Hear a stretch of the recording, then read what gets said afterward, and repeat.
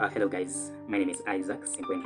Thank you for tuning into my channel. Kindly, if you have not yet subscribed to my channel, please subscribe, like and share. This is a channel we should talk about issues concerning averting HIV and sexually transmitted infection stigma in our society. And we should say that being positive about HIV is not necessarily being HIV positive. Thank you. Today, we are going to talk about the new rollout of drug regimen that is currently used for the management of multiple drug-resistant tuberculosis. As you remember, previously, we have been treating multiple drug-resistant TB or MDR for a period of 18 months. With the new drug, the treatment of MDR, the time will be reduced from 18 months to 9 months. So let's learn and understand more about this new drug that is being introduced into the market for the consumption by our patient. My name is Isaac Simple, and let's learn. To start with, these are just some of the objectives that we are going to cover in our discussion concerning multiple drug-resistant TB or drug-resistant TB. Number one, we'll be able to explain the concepts and pathways to drug-resistant tuberculosis development. We'll also be able to discuss or describe the diagnostic approach for detecting DRTB, discuss treatment approaches used for managing DRTB with focus on BPALM. We'll be able to understand what is BPAL, outline the management of DRTB in specific situations, detail the management approaches for adverse drug reactions associated with second-line anti-TB medicine, describe patient support strategies during DRTB treatment, and the components of post-treatment follow-up for sustained recovery. About TB transmission. As we all know, TB is an airborne disease, and the transmission usually occurs when the patient with active TB disease emits aerosols containing live bacilli into the air. This may be through coughing, sneezing, singing, or talking. The most or the worst of all in the transmission of tuberculous bacilli is sneezing. This is because when someone who is having active TB disease sneezes, they release between 4,500 to 1 million bacilli, as compared to someone who is speaking who only emits around 200 bacilli. But note that even if they are 200 and you inhale them, depending on your level of immunity, you can still get infected with tuberculosis. Let's continue. This is the natural history of TB infection. By the way, 10 people who get into contact with someone who is having active TB disease, 70% of them will show no signs of infection. 30% of them may show or may acquire infection. 10% of the 30% will exhibit active TB disease symptoms. Well, the 90% may not exhibit active disease TB symptoms.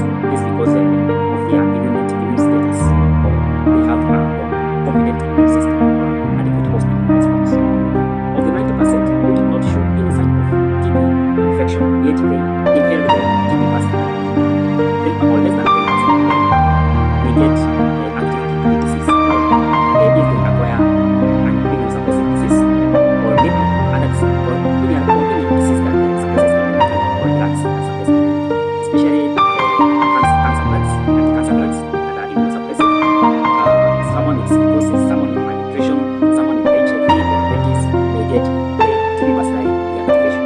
The others, that is more than 90%, may live with latent TB the rest of their lives without exhibiting any kind of symptoms, and also without transmitting the inactive bacilli in their lungs. Let's continue. We're talking about risk factors of TB infection and progression to active TB disease. As you know, there are various risk factors for TB infection. Number one, we have high prevalence of TB disease in population, smear positivity cases in population, types of TB disease, e.g. cavitary or pulmonary tuberculosis is more infectious, proximity and duration of infectious cases, or the time that you spend with the active TB contact, environmental factors. For example, living with someone with active TB disease in a poorly ventilated house, or exposing yourself in an overcrowded environment. What are the risk factors for active TB disease? As I had said earlier, we have immunosuppression, especially someone who is suffering from HIV virus, diabetes, malnutrition, alcoholism, smoking, immunosuppressive therapy, and silicosis. Then we have recent prior infection, or someone who had previous TB infection has a high risk of acquiring another active TB disease. Then poorly treated previous TB, and extremes of age, that is the very young and very old individuals, that is above 65 and below 5 years, or 5 years and below. Let's continue talking. How do patients end up infected with drug-resistant TB strains? let's talk about primary drug DRTB resistance. This is a patient who contracts a strain of Mycobacterium tuberculosis that is already resistant to one or more of first-line TB medicines. To recap, first-line TB medicines, these are the examples of R8ZE. This is rifampicin, isoniazid, pyrazinamide, and ethambutol. I believe you might call them. If you have you acquire a TB or active TB disease with resistance to this, even before you are exposed to the anti-TB drugs, we say that you have a primary resistance DRTB. Who is a secondary resistant DRTB patient? This is a patient with drug-susceptible TB, or someone who was initially diagnosed with drug-sensitive Mycobacterium tuberculosis, then develops resistance as a result of a spontaneous mutation rendering to Mycobacterium TB strain resistance to any combination of first-line medicines. These are the individuals who are diagnosed with active TB. They either miss doses or underdose themselves, or maybe they are not adherent to their medication and they end up developing drug resistance. We continue and talk about amplified drug-resistant TB. What is this kind of amplified drug-resistant tuberculosis? This is a patient who develops worsened resistance patterns, commonly due to incorrect medication or inappropriate doses. This is a person who was initiated with anti-TB either with wrong dosages or did not take the medication as advised or was wrongly advised. Either of the two, they end up getting a drug-resistant tuberculosis. Are we together up to this point? Thank you. Let's continue learning. Now, risk factors associated with drug-resistant TB, both secondary and resistant amplification. Number one, we start with healthcare provider factors. Absence of guidelines. If a healthcare provider is not well endowed with knowledge concerning the new guidelines in the management of tuberculosis, they may end up treating their patients with guidelines that are already outdated, leading to this kind of resistance. Number two is non-compliance to guidelines. A healthcare worker is well advised on the guideline, like the one that I'm teaching today, and then they decide not to comply with the guidelines. They may end up with this kind of complications. Number three is inadequate training. Then we have poor or no treatment monitoring. You give your patients medicine and then you do not follow on how they are taking their medication. Then we have poorly organized or funded TB control programs. Then we have drugs-related factors. Number one is inadequate supply. Maybe there's a shortage of anti-TB drugs and patients end up missing doses of anti-TB drugs. Then we have poor quality drugs or poor storage condition of the drugs, wrong dose or combinations, poor regulation of medicines, and unavailability of certain medicines. Then lastly, these are patient factors.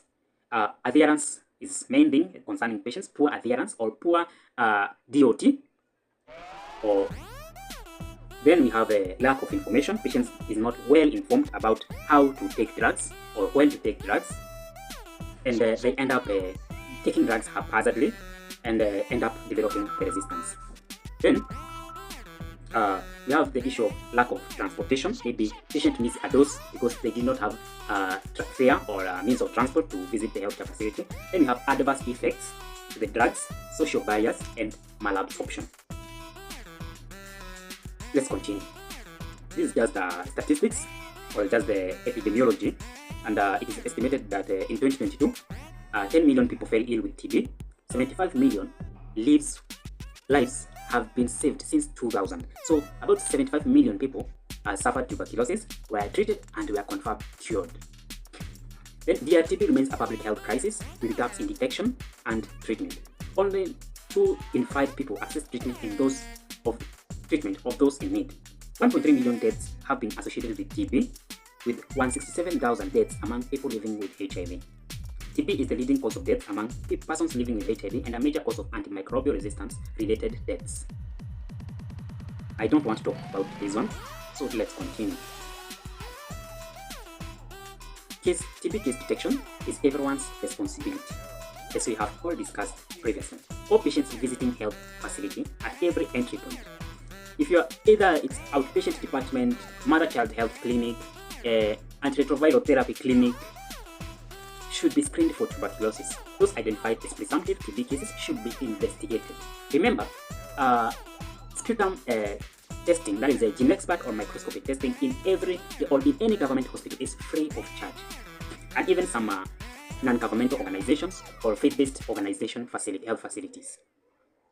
A healthcare worker should initiate TB screening in all patients they see, irrespective of patients presenting with complaints. All healthcare providers, including community care providers, should be involved in TB case detection due to its public health nature. High-risk groups for drug-resistant TB. Who are these? Number 1, all previously treated TB patients. If you are seeing a patient who is presenting with symptoms of active tuberculosis and previously had suffered from tuberculosis, this is a candidate to test for drug-resistant TB. They could be having treatment failures or relapses, treatment after lost follow-up. Number 2, contacts of drug-resistant TB patients. Any contact of drug-resistant TB patient who present with symptoms suggestive of tuberculosis should always be considered to be having a drug-resistant tuberculosis unless proved otherwise. Number 3, TB patients with positive smear results at 2 months or at 5 months of TB treatment. Number 4, patients who develops TB symptoms while on TB preventive therapy or has had previously TB preventive therapy exposure. So anybody who has ever been exposed on TPT therapy should be investigated for drug-resistant tuberculosis anytime they present with symptoms suggestive of tuberculosis. Healthcare workers with TB symptoms. Remember, a healthcare worker is a person who exposes him or herself to all types of infections. So you should never rule out them from having drug-resistant tuberculosis because they could have gotten exposure to the bacilli.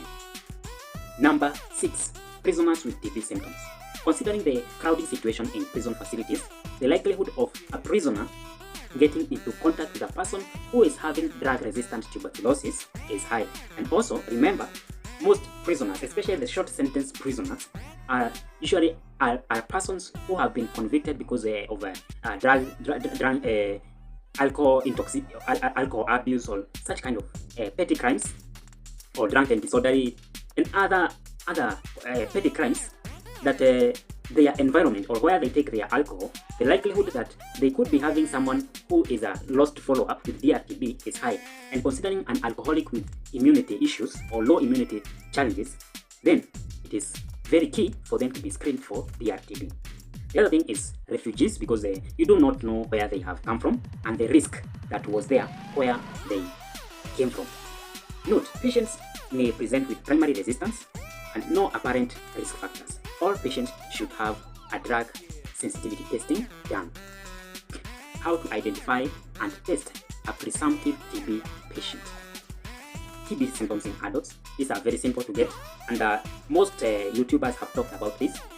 Basically, symptoms in adults, we have cough of any duration, chest pains, difficulty in breathing, blood-stained sputum, medically we call it hemoptysis, fever, night sweats, weight loss, and tiredness. Remember, any of these symptoms is indicative of a presumptive case. So if someone presents with only one of these symptoms, consider investigating them for tuberculosis. Do not always expect to see all of these symptoms. For children, is cough, fever, night sweats, weakness or lethargy, reduced or maybe we say reduced playfulness, weight loss or failure to thrive, and difficulty in breathing. Also, for children, any of the symptoms combined with the failure to thrive or reduced playfulness, please consider screening for tuberculosis. Also, identifying a presumptive TB patient requires a health worker to ask all patients whether they have any of the above. So that's it. As you can see on the pictorial side, you can see the symptoms, how to calculate BMI. Also, you are advised to calculate BMI, check, do a chest X-ray, and also that is a testing or laboratory diagnostics. Then this is the chart. I'm not going to discuss about charts because it may not be very useful, because all those things that are there inside, we will be able to discuss them here. But if in your facility you have the charts, you can go through them and you'll be able to understand this in a more better way. Then we go to diagnosis of tuberculosis, pathophysiology and transmission, similar clinical presentation, likelihood of advanced disease and poor outcomes, delayed diagnosis, all these things. We are going to discuss them later on how we make diagnosis of active tuberculosis. Basically, it's all about a good history by the clinician or the healthcare worker who is seeing the patient, clinical presentation, combined with the diagnosis or laboratory diagnosis or clinical diagnosis by the healthcare worker. For the TB, it's also the same symptoms combined with the risk factors, laboratory diagnosis, and chest X-ray or clinical diagnosis method that involves imaging, ultrasonography, and ultrasonography. Then we continue. How do we do clinical evaluation? As I had said earlier, we consider symptoms, history, examination, and laboratory diagnosis. Now, let's talk about contact tracing. Individuals who have lived in the same household or spent at least 8 hours per day together with the patient in the same indoor living space with drug-resistant TB patient within the last 3 months is a contact. So, if you as a person went and visited someone who was sick, spent a night in their house, you talked, you laughed, only for them to be diagnosed with drug-resistant TB, you are a TB contact and you ought to be tested for tuberculosis by either gene expert, first-line LPA microscopy just to confirm whether you have TB. And if you have TB, culture is very important, and also drug sensitivity testing to confirm whether you have a drug-resistant tuberculosis. Individuals spending nights in the same room, that is spouses, children, prisoners, persons in learning institutions. I had discussed about that earlier. Individuals spending time in common living spaces, including work. All children younger than 5 years, these are special attention, persons older than 5 years, who have been coughing for longer than 2 weeks, and persons living with HIV. Classification of TB. Tuberculosis is usually classified as according to the history of previous treatment, resistant pattern, anatomical sites, then about HIV status. That one we'll be able to discuss later as we continue. But just to touch on the previous history, we have the new patient, we categorize as a real TB relapse, and TB lost, new TB test after lost to follow-up. Then we have a resistance pattern, whereby we have drug-sensitive TB, drug-resistant TB, multiple drug-resistant TB, and extra XDR, extremely resistant tuberculosis. We'll be able to discuss things as we continue. For anatomical sites, we have the miliary TB, intrathoracic, lymphadenitis, pleural, retinitis, and so forth and so on. Testicular tuberculosis, ovarian tuberculosis. All those. It can, as we say that tuberculosis can affect almost all parts of the body except nails and hair. Let's talk about drug-resistant TB. It's also classified almost the same, but in this case we have according to the resistant pattern and also history of previous treatment. We have new and never received anti-TB drugs. Let's continue. Now, this is the classification of previous, according to previous treatment history. As I had said earlier, we have a new patient, previously treated patients. These are patients who have received 1 month or more of the anti-TB drugs in the past. They are further classified by the outcome of their most recent course of treatment as follows. Then we have a TB relapse. We have return after lost follow-up. I had said that earlier.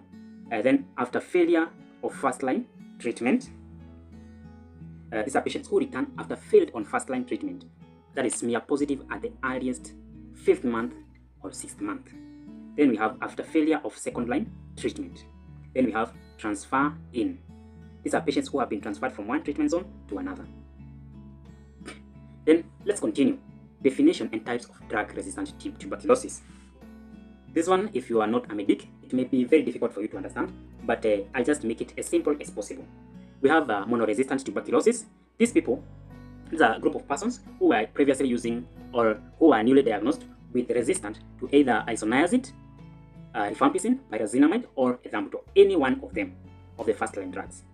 Then we have number 2, rifampicin resistant tuberculosis. This is a person who is resistant or MTB isolate resistant to rifampicin with or without resistant to other anti-TB drugs. This includes resistant to rifampicin, including monoresistance, polyresistance, MDR, or pre-XDR. Now, this diagnosis is basically or usually diagnosed with gene expert, you can be able to know whether a person has a rifampicin resistance or not. But for mono resistance, you really need to do a drug sensitivity testing or a first-line LPA, because it will help you in checking for the isoniazid resistance. Then we have multiple drug resistance, that is MDR-TB, is a resistance to at least isoniazid and rifampicin. H is isoniazid. That is for both isoniazid and rifampicin. Polyresistant, polydrug resistance is the M or Mycobacterium TB isolate resistant to more than one of first-line drugs, which excludes combination of isoniazid and rifampicin. So it could be pyrazinamide and ethambutol, rifampicin and ethambutol, or rifampicin and pyrazinamide can be a polyresistance, but not isoniazid and rifampicin. Are we together? Thank you. Now, pre-extensively drug-resistant tuberculosis. These are Mycobacterium tuberculosis isolate with MDR or multiple drug-resistant, rifampicin-resistant TB, and additional resistance to fluoroquinolones. These are examples of levofloxacin and moxifloxacin. Remember, moxifloxacin and levofloxacin are usually used in cases of drug-resistant TB, and that's why I usually recommend, please, for those people who are fond of treating children who have a common cold with levofloxacin or moxifloxacin, please avoid them and preserve them in such cases as these cases of drug-resistant tuberculosis. Because remember, if you expose that child or that adult with levofloxacin, they develop that levofloxacin resistance, and then they get drug resistance. You will be having a lot of problem treating these people with tuberculosis who are having MDR, because remember, these people will end up being classified as pre-XDR when they never were to go up to that point. Let's discuss about extensively drug-resistant TB or XDR. Involves resistance with any of fluoroquinolones, that is moxifloxacin and levofloxacin, and at least one additional group A drug. Group A drug, we'll be able to discuss them later. These are the examples of betaquidine and linezolid. Now, this is how we categorize treatment outcomes. It can be treatment failed, cured, or treatment completed. Then other outcomes, continuation, could be died if the patient died in the course of treatment, whether the cause was due to complications or due to other factors. It is still the outcome of death. Then we have loss to follow-up, not evaluated, and treatment success. Now, note that definitive diagnosis of drug-resistant tuberculosis requires detection of Mycobacterium tuberculosis bacteria, determination of resistance to anti-TB drugs. Now, TB diagnostic test. We have various diagnostic modalities that we usually employ in making diagnosis for tuberculosis. To start with, we have the microbiology confirmation, whereby we can use the microscope to visualize the Mycobacterium bacilli in sputum specifically. We can do culture. For culture, we can use various things, including pus, sputum, cerebrospinal fluid. Yeah, can use all those tests to make a diagnosis. Then we have a lateral flow urine, lipoarabinoman. This is a rapid test kit whereby you use urine, and then you can be able to detect using the rapid kit the lipoarabinoman protein, which usually comes from the cell wall of the Mycobacterium bacilli, and usually use to test patients living with HIV, bedridden patients who you could be suspecting they have tuberculosis, or patients whom it's very difficult for them to be able to produce sputum. Its disadvantage is that you can know that someone is suffering from tuberculosis, but you will not be able to know exactly the site where they are suffering from.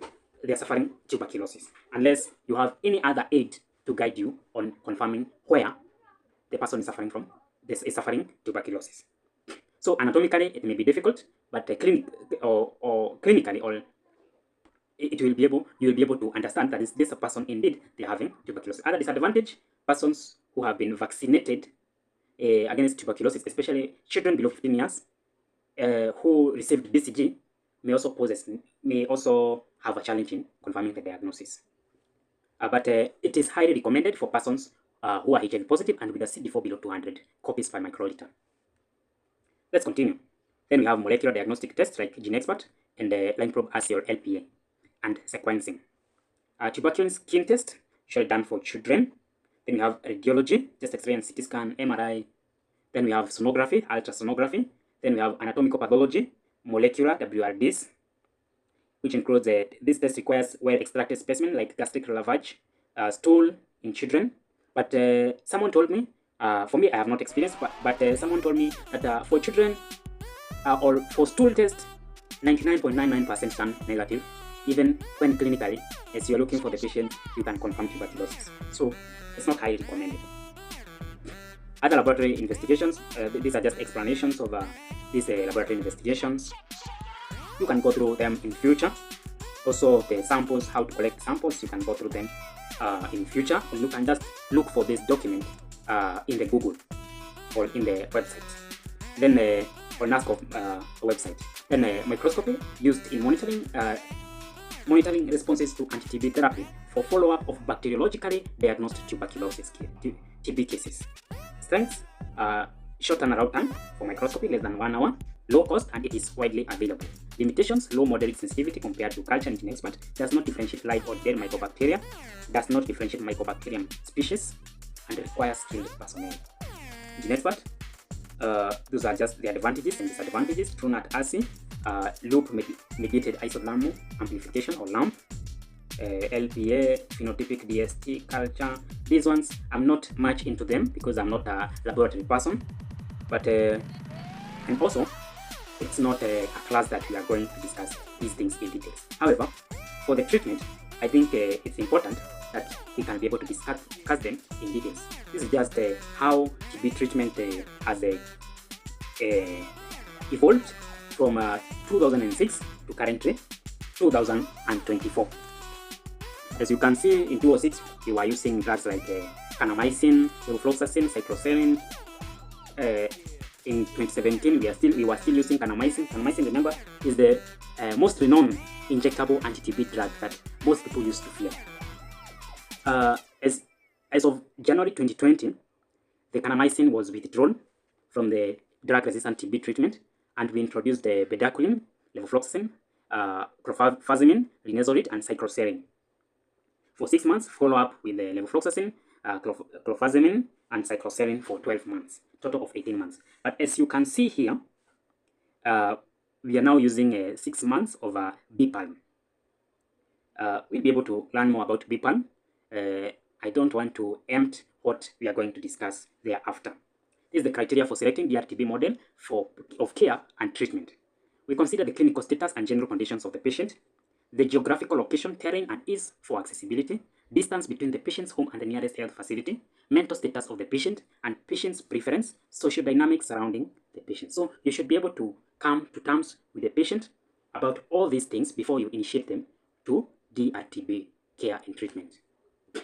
Then models, isolation, preferred for patients who are severely ill, with poor adherence, refugees or street families and homeless, mobile population or nomadic persons, have a total drug resistance, have mental illness. These people, we consider isolating them from general population so that they can be treated in a healthcare facility place or enclosed place where they only will be receiving treatment. Then we have facility-based or ambulant. These are persons who can be able to walk to the healthcare facility for daily MDR treatment. Remember, DRTB treatment is DOTS or directly observed treatment, whereby the patient takes drugs as you see them as the healthcare provider, not that you give them and then they go and take the drugs at home. Then it's the patient's choice, and there is ease of access to a health facility. The general condition of patient is stable. They can be able to walk to the health facility. Then we have other model of community-based, preferred when the patient it's the patient's choice, a confirmed treatment supporter, challenge in accessing health facility when there are transport challenges, and the general condition of the patient is stable. Something to note, isolation care should be strictly limited to the infectious period. Before isolation is sought, all other means, including community-based intervention, should be utilized. So isolation is the last choice. Criteria for isolation, criteria for involuntary isolation care, whereby it's the clinician decision, not the patient's decision, but the family has agreed. Non-adherent patients, despite counseling interventions, patients with uncontrolled mental illness without family or social support, patients who decline to take medication despite adequate education and counseling should be done in health facility within the confines of the law. Criteria for voluntary isolation: patients with multiple comorbidities requiring specialist inpatient care, patients with serious adverse reaction to TB treatment who require specialist care, patients without social support including the homeless and street population, patients with XDR and other advanced DRTB until they are stable or they convert. Composition and the roles of DRTB clinical team. Clinical teams will be established at the county and sub-county levels. So these are just members who are supposed to be in the team, which includes county TB coordinator, clinician or medical officer or physician, sub-county TB coordinator, pharmacist, drug observation or directory observed treatment nurse, social worker, public health officer, lab technologist, nutritionist, and community health extension worker. Their roles, you can go through them. Then these are things that you're supposed to do. Pre-treatment preparation, evaluation, investigation procedure should be done before initiating treatment. This is aimed at boosting compliance and adherence to the already complex DRTB treatment and prevent negative outcomes. So before you initiate your patient on treatment, remember to educate them, give them good counseling, do good lab workup, and also let them understand what you're going to do to them. History taking for DRTB patients involves a demographic data, that is biodata, TB history, past medical history, and DRTB contacts. At first, contacts, first line in the contact management register, symptoms, all these are found in the logbook for the patient who is diagnosed with TB disease. Also, physical examination is also found in the logbook, which consists of the vital signs, anthropometric measurements, general examinations, a review of systems. All this you'll find on the patient's logbook, including baseline laboratory tests that you're supposed to do to your patients, which includes ECG, audiometry, screening for mental illness, including PHQ-9 and GAD, CAGE, CRAFT for children, that is adolescents, chest X-ray, CT scan, all those. Then this is about patient education and counseling. Now, treatment objectives. This is where we're going to talk more or spend more time. To rapidly reduce the patient risk of death, symptomatology, and their infectiousness. To cure without relapses and to avoid selection of resistance by using adequate number of drugs for each treatment phase. Principles and rationale for drug-resistant TB treatment. Combinations must be used. This prevents the selection of natural occurring mutants. Intentional and inadvertent monotherapies should never be used. Never add a single drug to a failing regimen. Treatment should be long enough to permit action against all bacillary populations. The regimen composition should have drug with sterilizing and bactericidal sterilizing activity, the ability to kill persistent, dormant, or intermittently active bacilli which are responsible for relapses, good sterilizing effect leading to shortening of the treatment period. Then, the bactericidal activity, the ability to kill the rapidly multiplying metabolically active bacilli found in cavities and sputum of smear-positive pulmonary TB patients. This is the classification of drugs according to the World Health Organization. We have Group A, drug-resistant TB. As I said earlier, Group A consists of levofloxacin and moxifloxacin, bedaquiline, and linezolid. Group B, we have clofazimine, cycloserine, and tirazoxidone. Tirazoxidone rarely used. I've never come across it. Then we have Group C. These are the examples of added to complete regimen when medicine from Group A and B cannot be used. You have ethambutol, delamanid, pyrazinamide, imipenem, cilastatin or meropenem, amikacin or streptomycin, ethionamide, prothionamide, P-aminosalicylate acid. And then note this classification is to guide design for longer individualized regimen. Medicine in Group A and C are shown in decreasing order, usual preference. Most preferred comes first. Always use carbapenems, e.g. imipenem, cilastatin, together with clavulanate. Group C drugs should only be added to complete regimen and when the medicine from Group A and B cannot be used. Now, this is our drug, pretormanid. Pretormanid is now the new drug that is introduced to shorten the duration of treatment. It is a nitroimidazole developed and approved for use as part of BPAL. And is currently placed in any of the above classification of group A, B, and C, and has bactericidal and sterilizing activity. Now, this is our drug, which we are going to discuss in details so that you'll be able to understand what is B. I know now you have some understanding of what is B, what is P, what is PAL, and what is M. Let's continue. Resistant patterns. We have isoniazid resistance TB. These are examples of these are the target groups. We have adults and children more than 25 kilograms, and also we have the regimen for under 25 kg children. For over 25 kg children, regimen is usually 6 months of the normal RHZE with added levofloxacin. Remember, this is isoniazid monoresistant tuberculosis. Remember, for the drug sensitive TB, we give RHZE for 8 weeks and RH for 16 weeks. However, with isoniazid resistance, we give RHZE together with levofloxacin all for a period of 6 months.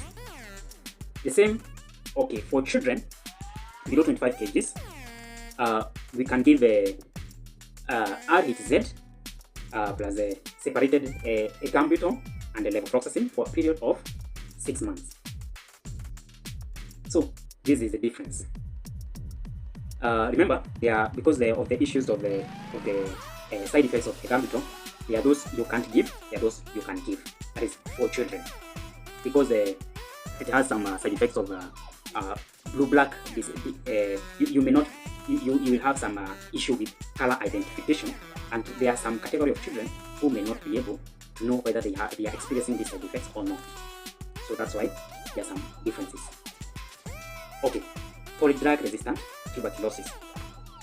As I said earlier, more than 25 kilograms, adults and children, you give RHZE plus levofloxacin.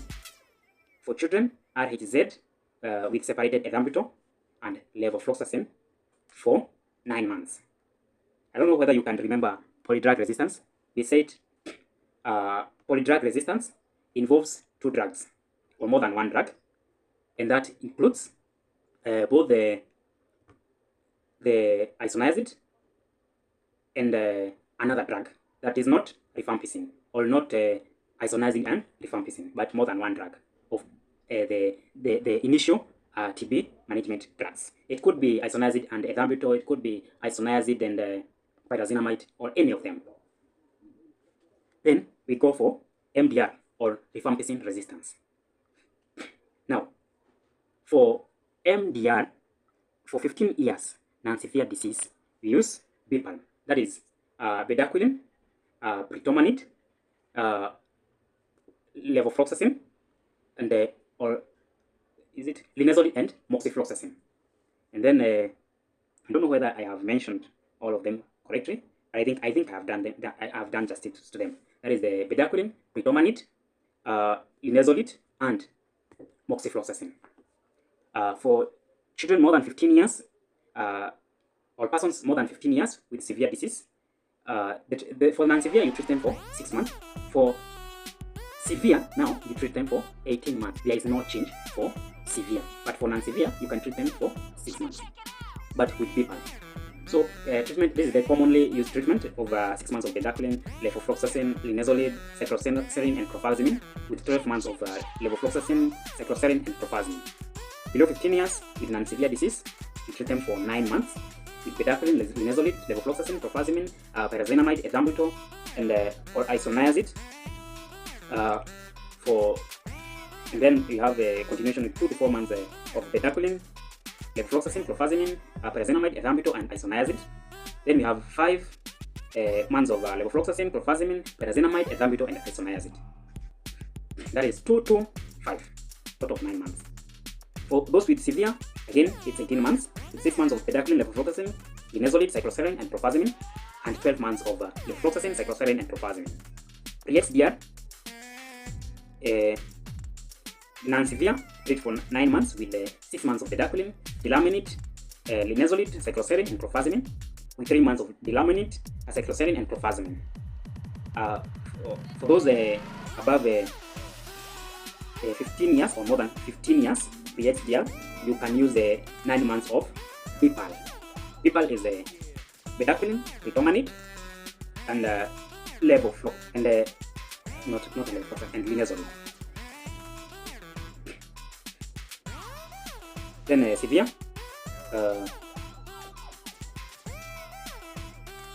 we can use 6 months of bedaquiline, delamanid, linezolid, cycloserine, and clofazimine, with 12 months of delamanid, cycloserine, clofazimine, and clofazimine. HDL is individualized per patient. Principles for designing individualized regimens. Number 1, inclusion of one or more new drugs. It should contain at least drugs from one new class to which patients have not previously been exposed. Activity against MDR and XDR strains, it should be broadly applicable for use against MTBC strains. Should have SLDST test results, phenotypic and or genotypic. DST profiles of contacts, where applicable, should be considered. Inclusion of 3 to 5 effective drugs. It should contain a minimum of 3 efficacious drugs with good bactericidal and sterilizing activity. If new drugs are developed within the same class, the drug with better efficacy and toxicity profile should be considered in the regimen.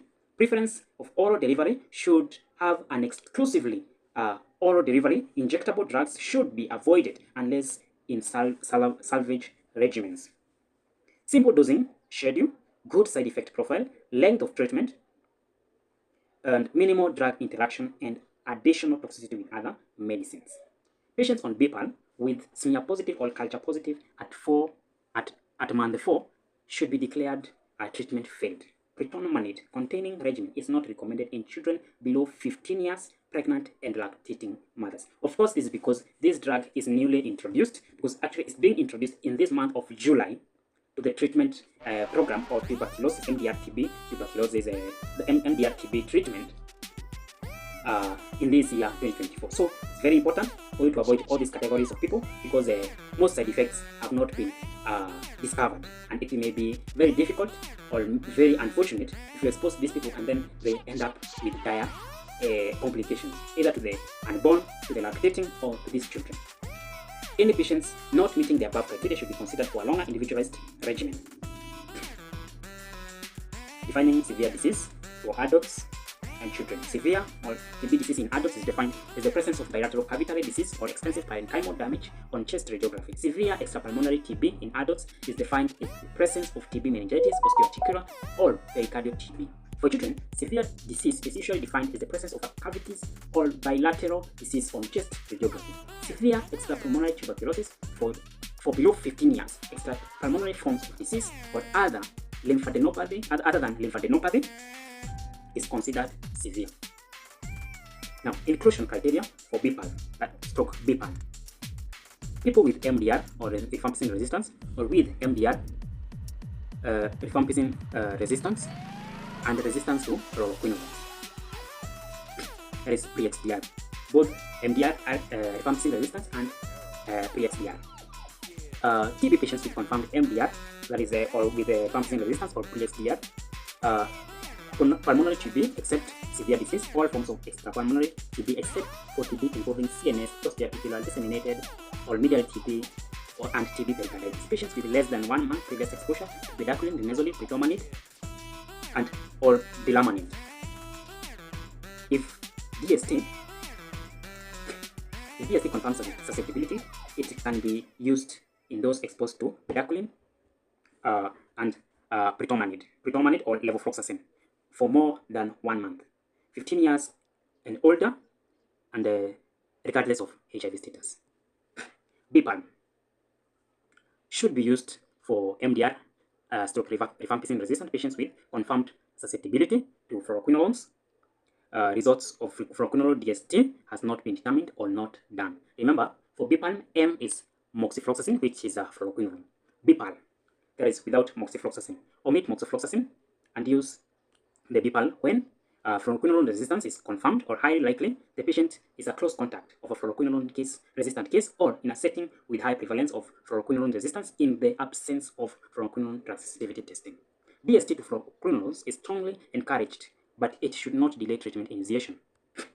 inclusion criteria for BPAL, pregnant and breastfeeding women owing to limited evidence on safety of predominant, children below the age of 15 years, as I had said earlier, previous exposure for more than 1 month of bedaquiline, linezolid, predominant, or delamanid, unless the DST confirms susceptibility. Contraindication to any of the medicines, bedaquiline, linezolid, predominant, in the BPAL regimen, or higher risk of serious adverse events from these medicines. Now, precautions to be taken when pre-existing myelosuppression, that is the hemoglobin of less than 8 grams per deciliter, platelets of more than 75,000 per millimeter cube, low white blood cells count. This is because of its risk of myelosuppression.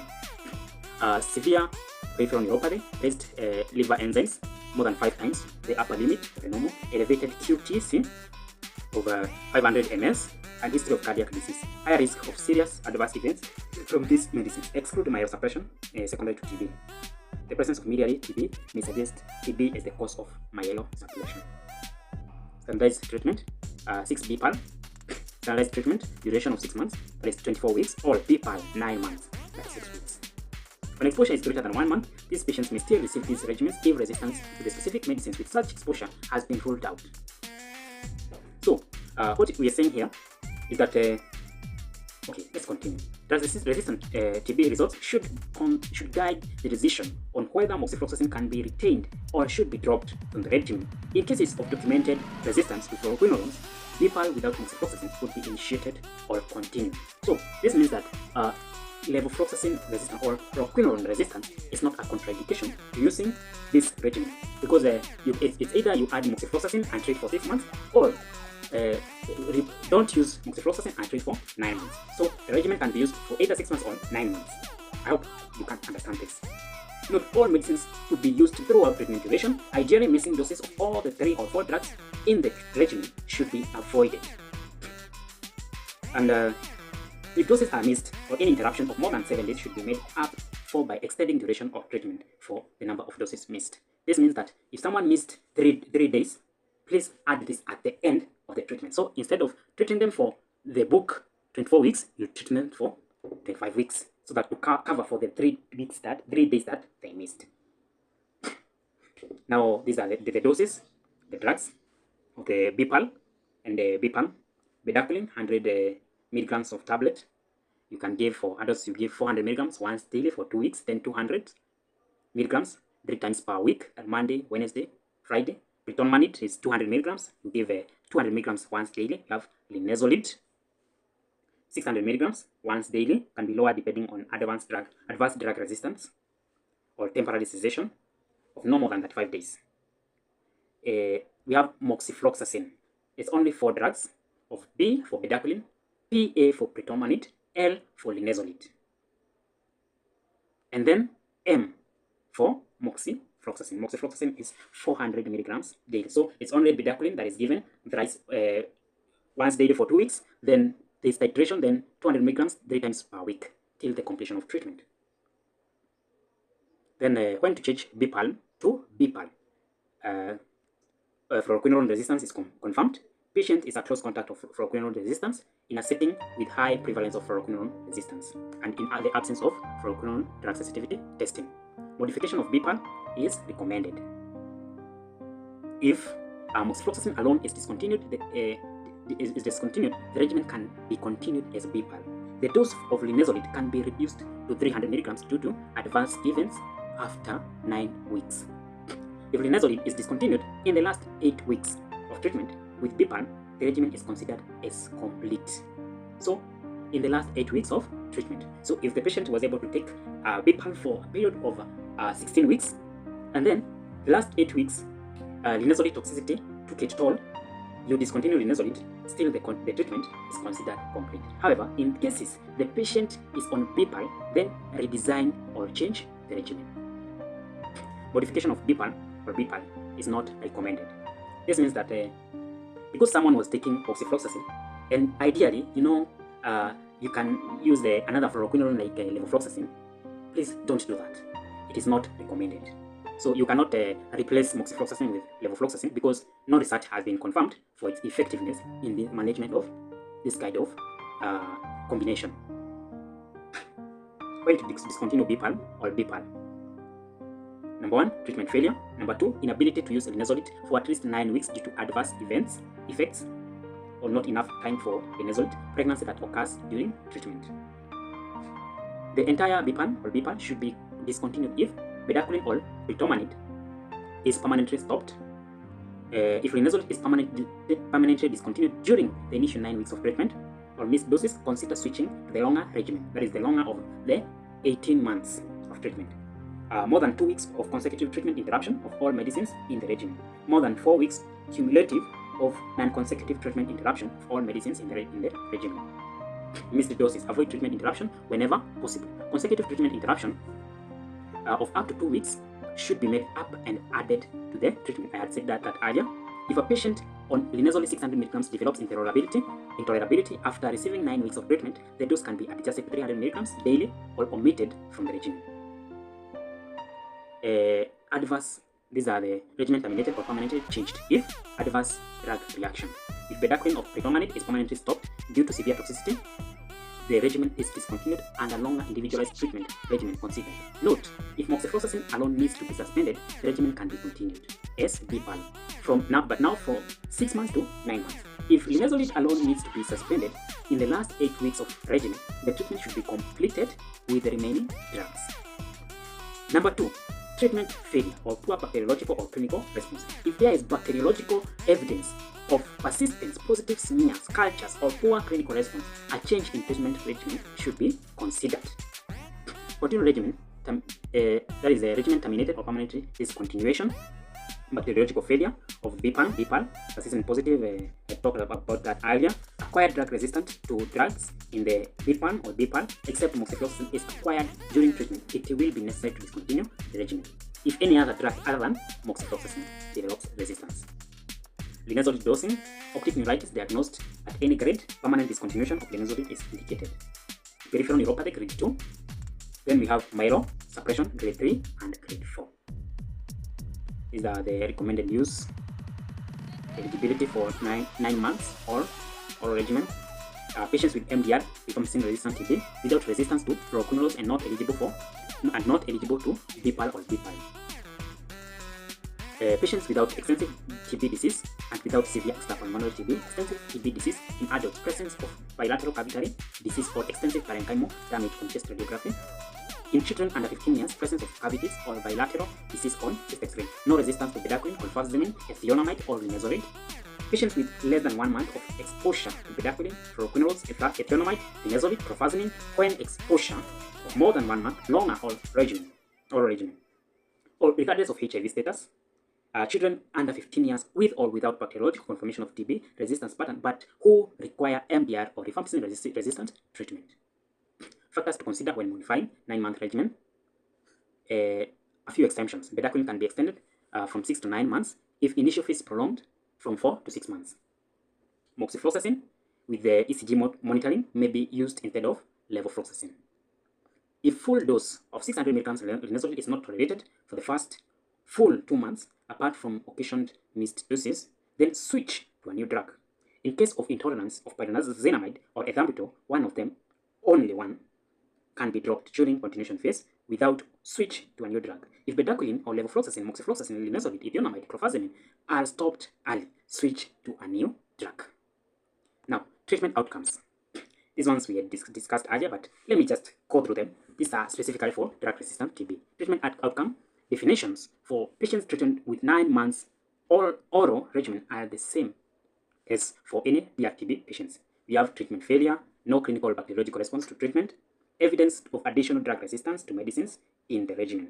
If additional resistance is detected later in treatment in eligible patients, that is the group A and B drugs, it can be assumed that further acquisition of resistance may have emerged during the period of drug exposure. Such patients should be considered for a treatment outcome of failure and should not continue with the 9-month regimen. Treatment outcome assignment, adverse reactions. You have permanent discontinuation due to adverse reactions or acquired drug resistance of one of the key medicines, bedaquiline, fluoroquinolones, linezolid, and clofazimine, or two or more of the remaining medicine in the regimen or high-dose isoniazid, ethambutol, or pyrazinamide will lead to the treatment failure consideration. The summary, not go through the summary because we have already discussed them. The role of surgery. There's a role of surgery in treatment. In patients with drug-resistant TB, elective partial lung resection, or which what we call lobectomy or wedge resection, may be used alongside recommended drug DRTB regimen. Decision on surgery should be individualized based on a case-to-case basis in consultation with a multidisciplinary team, including a surgeon. Treatment monitoring refers to a systematic process of tracking patients through the whole continuum of care. This process is aimed at ensuring adherence to treatment and management of adverse events with an aim of improving treatment outcomes. Treatment monitoring and ensuring the delivery of quality healthcare is critical in drug-resistant TB management, given the many associated challenges. Now, there's ADR for the linezolid, optic neuritis. There's decreased visual acuity, usually painless. Acute presentation over days to weeks, usually later during linezolid use. Management: interrupt linezolid while conducting investigation, perform visual acuity, consult ophthalmologist for endoscopy examination to exclude other causes of visual changes and confirm cases that will lead to permanent discontinuation of linezolid. Then we have anemia. Patient may present with fatigue, palpitations, dizziness, headache, HB of 10 to 9, HB of 9 to 8. Consider reduction of dose of linezolid to 600 milligrams daily. HB of 8 to 6 or below 6.5. Meals should be interrupted. Consider transfusion. Correct other causes including iron replacement if relevant. After cessation, when HB of more than 8, reintroduction of linezolid should be considered. Full blood count should be checked regularly for the subsequent 4 weeks during such reintroduction. Peripheral neuropathy, tingling or burning sensation of the toes, feet, fingers in glove and stocking distribution and impairment of sensation. Management: perform neurological examination, consider differential diagnosis, check HbA1c, thyroid, TSH, thyroid stimulating hormone levels, blood sugar, check electrolytes, and alcohol history. If grade 1, incremental increase in pyridoxine dose to a maximum of 150 mg. If grade 2, cancel the patient and monitor closely. Start gabapentin if painful. QTC prolongation. Usually asymptomatic. Withhold QT, prolong medication or medication causing electrolyte disturbance. Get thorough cardiac history. Check electrolyte levels, that is potassium, magnesium, and calcium levels. Hepatotoxicity.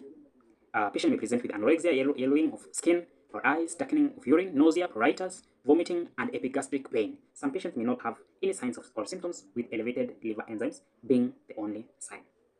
Treatment is supportive, dependent on early identification and timely withdrawal of the offending agent. Grade 1. Then we have grade 2. You also consider paracetamol overdose, hepatitis B, biliary disease, pancreatitis. So these are just differentials that could cause such symptoms. Grade 3, toxicity, clinically jaundiced patient, regardless of grade of liver enzyme elevation. This is also how you do the reportings. These are how you're supposed to do monitoring. Now, away from monitoring and evaluation, we discussed now the definition of types of drug-resistant TB. We talked about all this, and we also talked about this, about the outcomes. We had earlier discussed about them. Now, what do we need to record and report? Assess the program performance, make judgment about the program, improve program, inform decision, services are being optimally assessed. It's all about CQI and vigilance. Challenges that M&E report: incomplete recording and reporting, inconsistent data collection, lack of timeliness, inappropriate use of information. Now, roles and responsibility. These are responsibility of TB coordinators, and there are more, but it's easier for you to go through them, and I'll give you the opportunity because these are more specifically for those who are working in the healthcare facilities and not for the general patients. This is how the logbook for the patient who is on treatment for drug-resistant TB looks. That's the cover page. These are what is usually inside the booklet. These are just the pictorial of the full presentation, or how these are just clinicians who have been shown in the picture. So that's all, guys. If you are new to my channel and you have not yet subscribed to my channel, please subscribe, like, and share. My name is Isaac. God bless you.